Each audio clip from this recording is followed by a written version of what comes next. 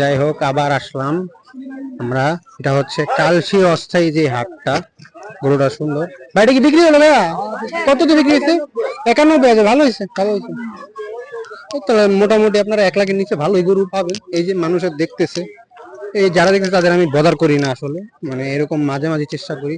ভাই গরুগুলো আপনার নাকি? ভিডিও করতেছি, অসুবিধা আছে? ভিডিও করেন কিরকম চাও ভাই গরু এটা? ভাই, চাইতে 145। 145 চাইতেছেন? হুম, কত হলে ছাড়ে দিবেন কম দিয়ে? একবারে 35। 35? 35 হলে লয়ে যেতে আর হবে। একটু কমায় এখন। আর ভাই দিতে পারতাম না ভাই। কমান ভাই কমান। কম ভাই, একটু একটু 2000 কম দেন জান।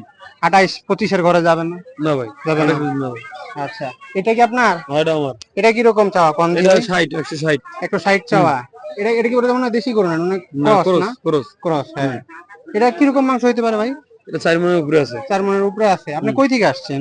আমি রংপুর থেকে আইছি। ওইটা কি আপনার? ওটাও আমার। আচ্ছা, ওইটা এটার একটু এই সাইড দেন, এটা একটু গরুটা একটু ভিডিওর মধ্যে দেখাই। আমি এখনই আপলোড দিয়ে দিব ভিডিও ভাই। আপনার ফোন নাম্বারটা মনে আছে না আপনার?